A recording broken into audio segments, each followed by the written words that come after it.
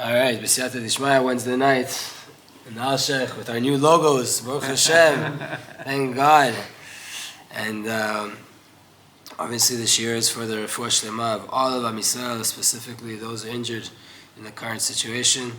Hatzlacha l'chayalim, return of all of the shvuim, all of the captive, and shefa brachot for all of Am Yisrael, any place that they might find themselves. Let's just put our phones on airplane mode so we can fly. And Be'ezrat Hashem, we're going to get started. We are in the middle of Perek Shlishi, in the first chapter, Perek Shlishi, about the human race. We're on the letter He. Another thing that you need to know, we were talking about the fact that the human being is made up of a body and a soul, and that the soul is the essence, and that's what needs to be emphasized, right? That's what needs to be elevated. Another thing that we need to know, the human race, the way it was created is not how we understand it now. Yeah, we're in Perek Shlishi in the letter He. It's not like we see it now. There was a big change that happened. This was the sin of Adam. That was a big change that caused from what Hashem created humankind to be to what we are now. There was a change from what was in the beginning, in man and in the world. This change and all of the finer details that come out of it and the development of what happened since that change are a lot of fine details, and we're going to speak about them later, b'siyata dishmaya. So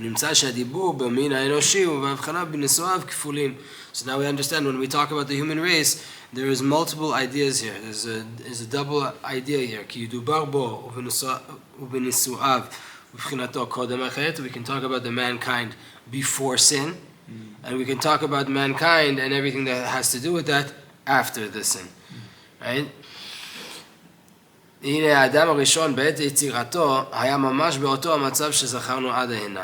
Adam Arishon, when he was created in the time of creation, was mamash like we explained up until now, where he was body and soul, placed between good and bad, do more good, and the body and the soul will be elevated, do bad, and the body and the soul will be brought down.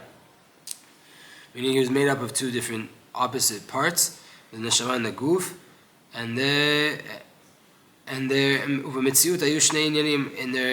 in the reality, there was two different ideas. Hatov v'ara, the good and the bad. V'hu omed b'shikul b'neihem, and he was placed like on the tipping scales between them. Lidabek b'ma shirtzeh mehem, and he had the choice, cling to whatever you want.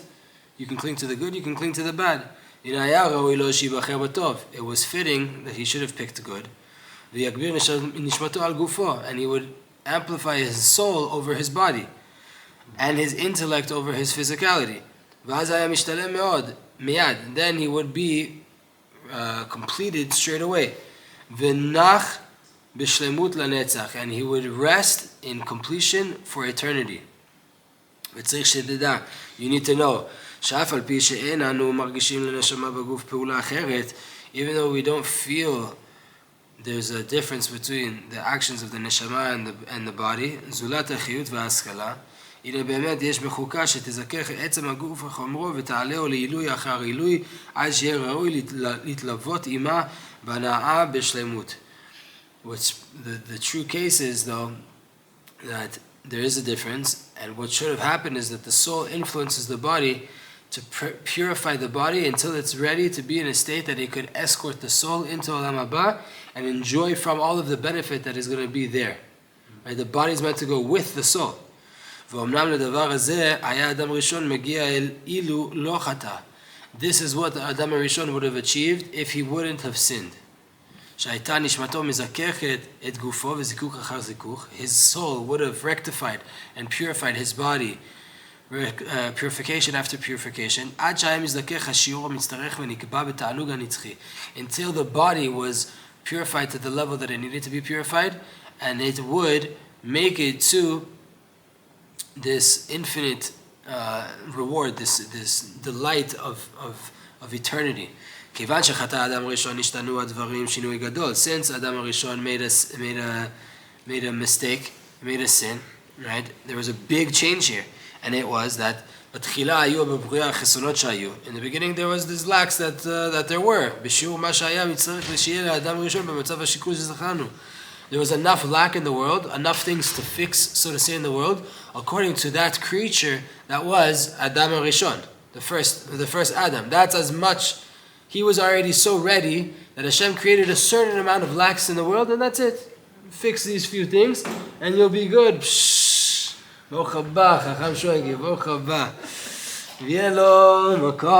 And he had a place. There was room for him to reach shlemut, to reach completion, by way of his handiwork.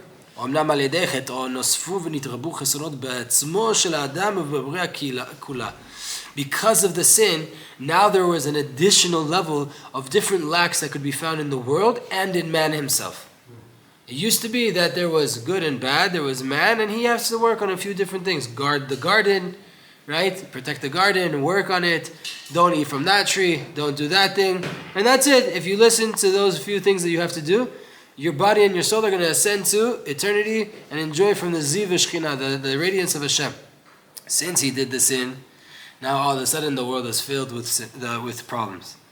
Not only is there more lacks, on top of that it became much harder to get to the tikkun than it would have been earlier in the process. Pirush, meaning,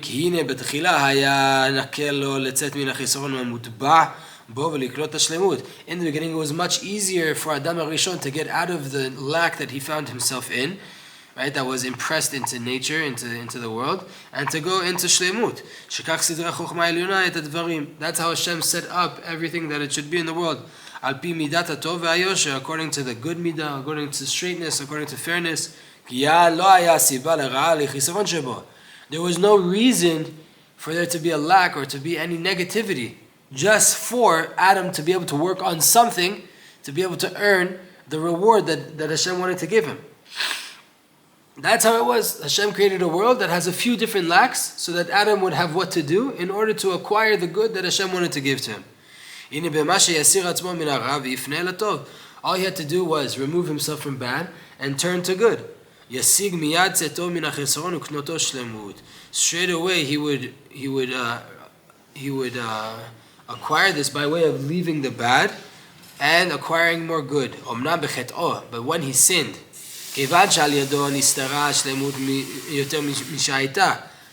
since his sin caused for there to be more of a concealment, more of a cover-up of the good than was in the beginning. Again, what did we say a few chapters ago?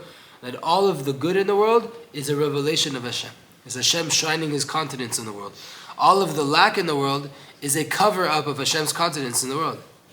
So the fact that he did a sin, he covered up this reality of Hashem more and more and more and more. Right? It wasn't like that in the beginning. Now there was all of a sudden a lot of lacks. He was the one that caused bad for himself. It won't be so easy for him now to get out of the situation and to acquire the good. Hashem created the world in the beginning with, let's say, for the example, 12 things to do.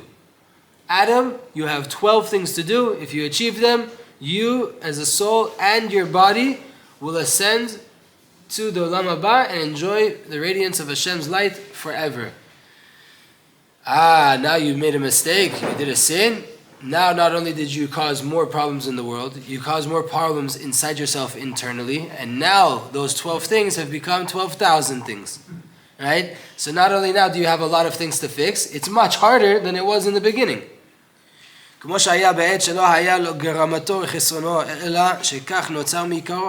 He didn't cause anything when he was created. It was just the world was created with a few different lacks for you to work on. Now you caused there to be more problems in the world. You caused it. Now the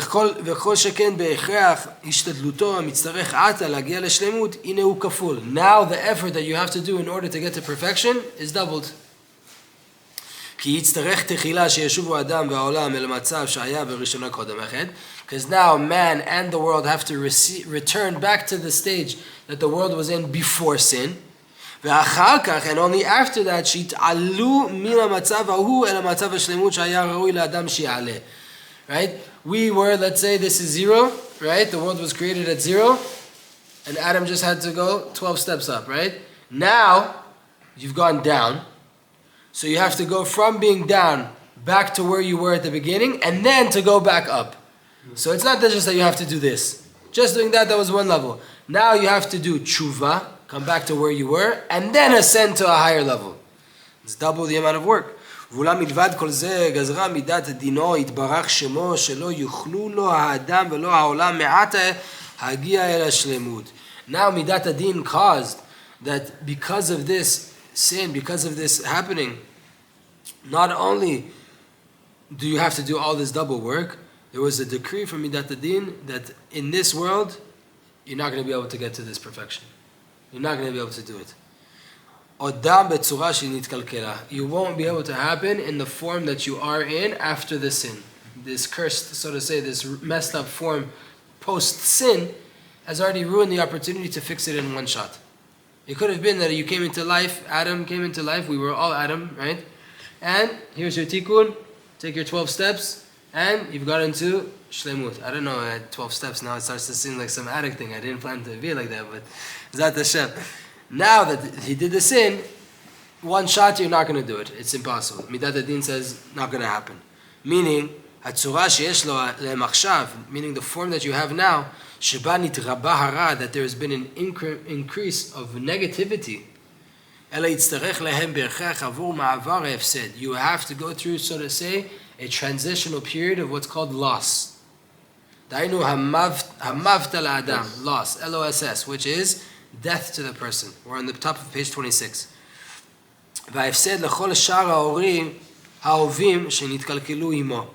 So too, everything else that got messed up with him also has to go through this loss, this death. And the neshama won't be able to purify the body like the original intention was.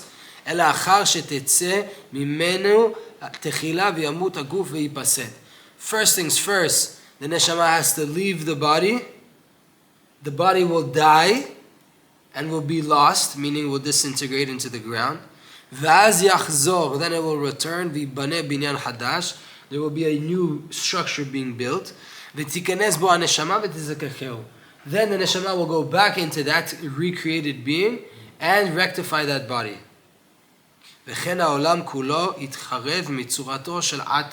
So too the whole entire world will be destroyed in its form that it is in right now, in its present form. The whole entire world will have to go through this process of destruction. The world will come back, right? Will be recreated in a proper form that is fitting to get to perfection, to shlemut. He's not talking about the Mabul at this stage. No. He's talking about... No, because then the world wasn't really destroyed completely. What he's talking about is the end of 7,000 years, right? The world has to do tshuva as well, right? The world has to return back to what it was meant to be in order to ascend to what Hashem intended it for it to be. Therefore, it was decreed upon a person that he should come into this world, he shall die, he will come back, and he will live. This is what's called the resurrection of the dead. And on the world that should be destroyed and will return and will be renewed. This is what the rabbi said. There's 6,000 years the world will exist, and 1,000 that it will be destroyed. In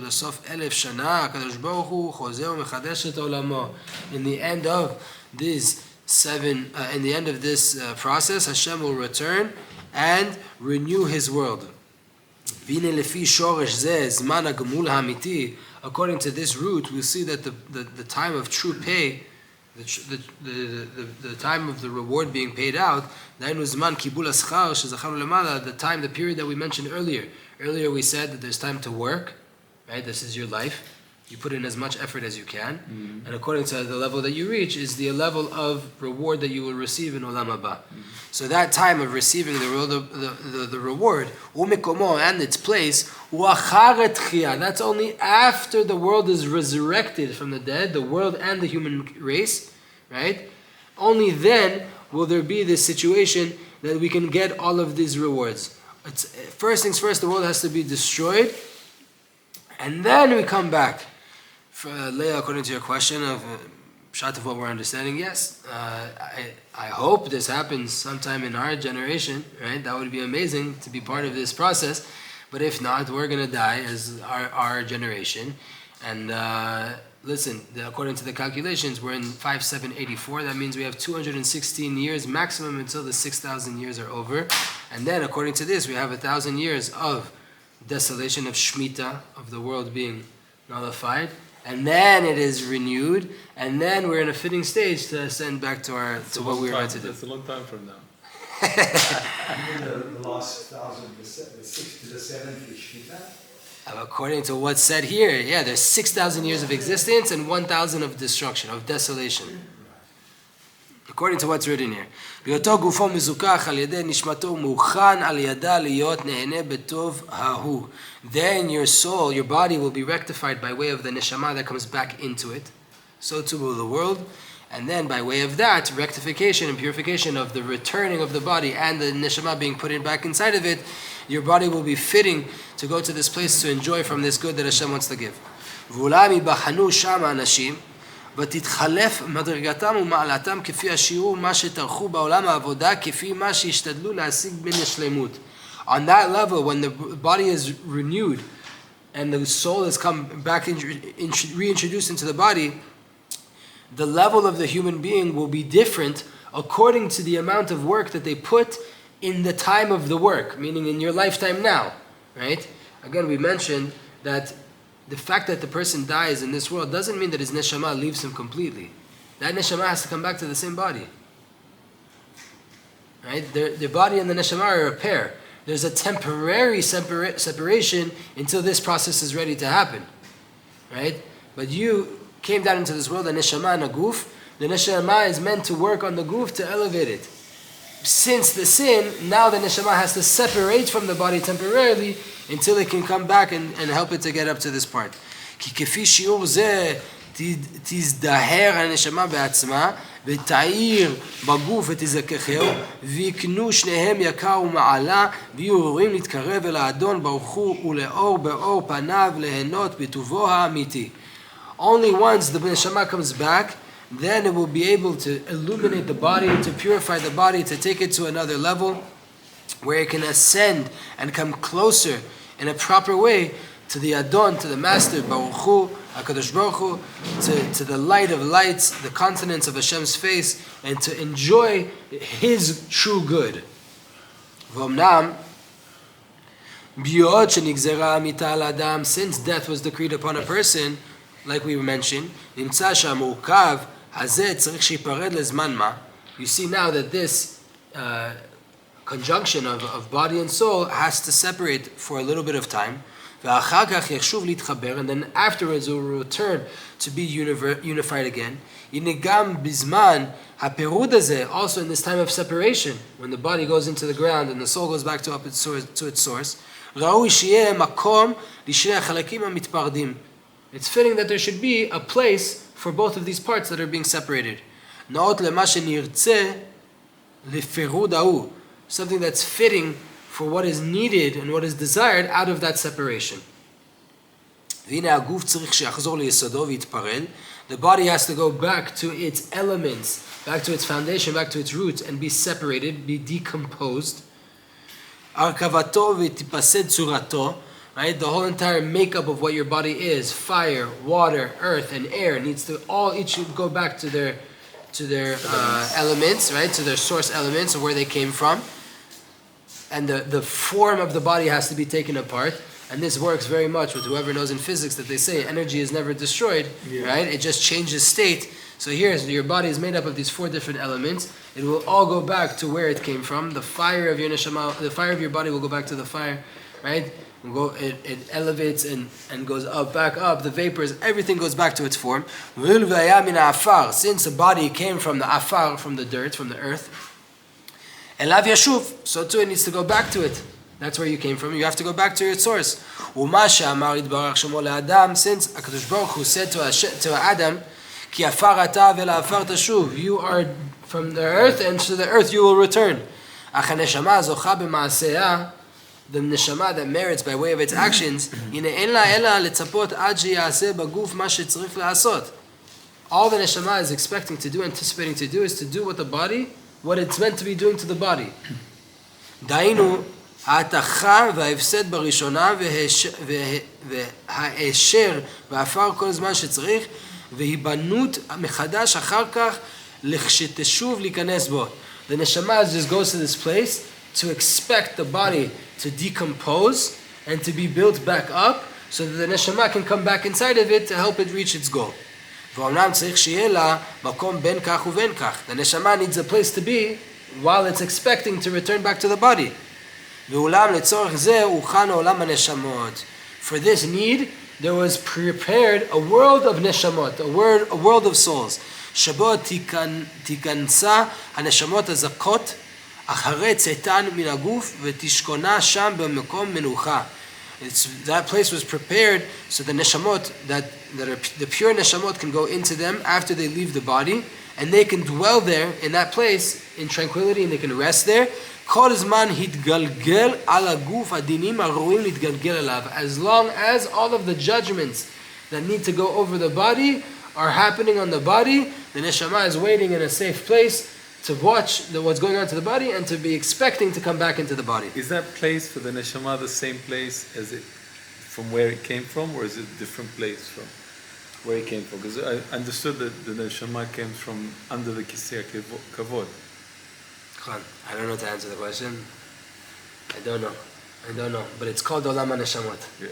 I don't know if to say really where its shoresh is from, or if the neshama goes back to its shoresh, or it just goes to this run. From the way he's talking, right? Without me knowing the actual answer, from the way he's talking, it sounds like it's this separate world that was created. Bay. Yeah, it's like a hall to hold the neshamot until they're ready.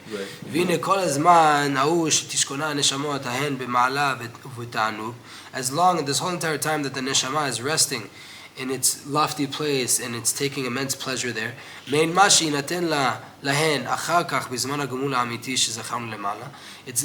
tasting, so to say, the reward that it's going to receive afterwards in Olam Haba, after everything is resurrected and after everything is prepared. The neshama, when it's waiting in this Olam HaNeshamot, it's tasting me'en agamula amiti. It's tasting from a little bit of the true reward that's waiting for it.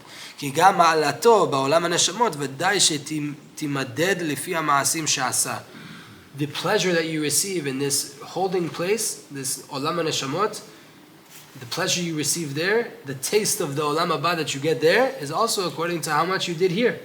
That's also the same case. שלפיהם יימדד גם הגמול אחר כך בזמנו. So too, right, that measure that you taste there is according to the measure that of reward you're going to receive in the true pay, in the true reward time in the עולם הבא. אך השלמות האמיתי המעוטד לזוכים לו, לא ישיגו לא הגוף ולא הנשמה, אלא בהתחברם שנית אחר התחייה. The true reward, the body won't get it, the neshama won't get it, until they are unified together and they can go together to receive the reward. It's pele plaim, what he's saying here. ואולם מלבד היות העולם הנשמות מקום לנשמות, since this world of neshamot is a place for neshamot, לשבת בו כל הזמן היותן מצפות לגוף, as long as they're sitting anticipating to return back to the body, הנה תועלת גדולה נמצאת בו לנשמות עצמן ואחרי לגוף.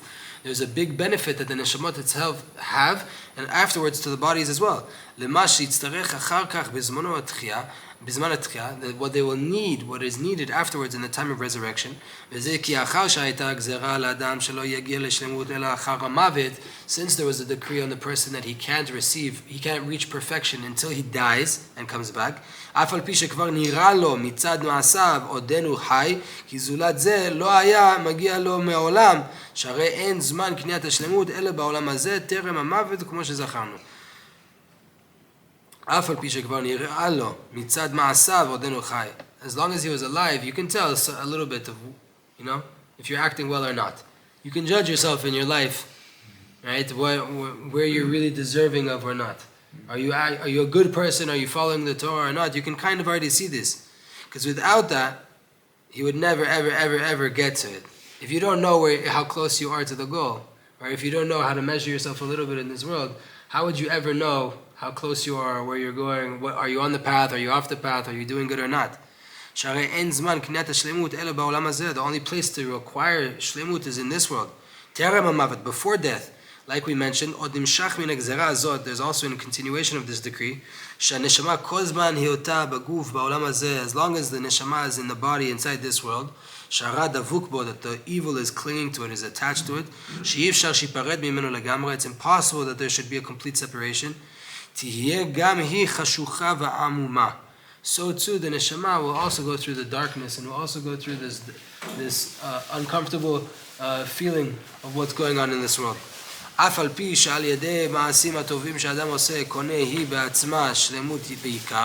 Even though according to the actions that man does, he is requiring to himself and to the neshama this completion in all the good, it can't be revealed.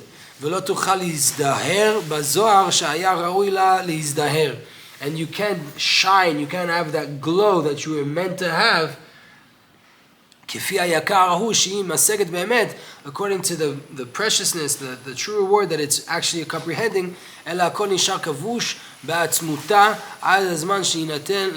Everything stays, so to say, conquered, so to say, covered up and treasured inside, held for another time until it's fitting time to be revealed. This delay of revelation is not from the side of the neshama at all. It's because of the body. Like we mentioned, the body itself is losing because of this. It won't be able to receive all this time the proper rectification and purification that it was meant to get. Like we mentioned prior to sin. The neshama also loses out. Because the neshama, so to say, itself is conquered and is tied up inside this body. And it's not able to spread out its light, its shine, its radiance. Why?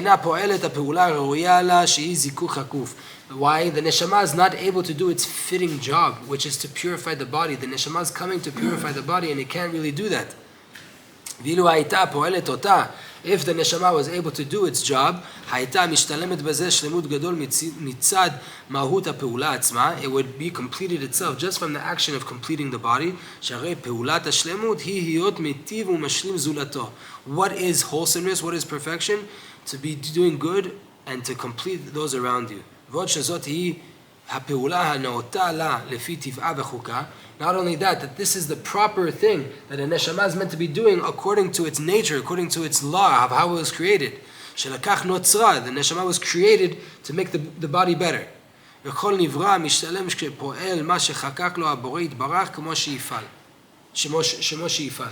Hashem created you to do certain tikkun. As long as you're doing that tikkun, you're coming closer to perfection. If Hashem created you to become a mechanic and you want to be a vet, you are not getting better. You're not doing your job. You're not going to feel it. The neshama was created to purify the body.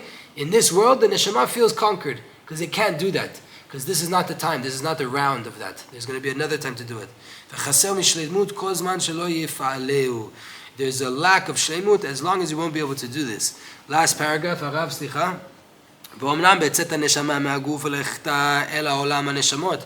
the neshama leaves the body and starts to travel towards the world of neshamot, there, all of a sudden, there's expansion. There's a glow. There's the shine of the neshama. According to what is fitting for it, according to its actions. Also, according to how much the neshama comprehends while it's in that olam neshamot. There, it's downloading more godly consciousness according to how much it was able to really shine in this world. Then it goes to that world and it's just downloading more radiance, and that depends. Its glow depends on how much it can comprehend in that world. מתחזקת ממה שנתחלשה בגוף. The neshama starts to get recharged up from what it lost by being inside the body. ומזדמנת יותר למה שראוי שתעשה בזמן התחייה. It starts to get prepared to be able to do its job that it needs to do in the time of resurrection better by being in this world of neshamot. So it's so to say being recharged. עד שתשוב בגוף בזמן הראוי, תוכל לפעול בה הפעולה הנאותה לה, היינו הזיכוך שזכרנו. Then it will be able to return to the body and do the job that it was created for, meaning to rectify the body. We have one more little section, but I'm not going to go into the time of Rabbi David Basha. Bezat Hashem Yitbarach. May we all merit to have this really done on both sides, our body and our neshama in its proper time, whenever the proper time is, and just to get closer and closer and closer to the ability to be able to have a reunification of the body and the soul, to be fitting to reunify itself with its creator, HaKadosh Baruch Hu, and to enjoy from his light. Amen. Amen. Amen, amen. Chazak u'baruch.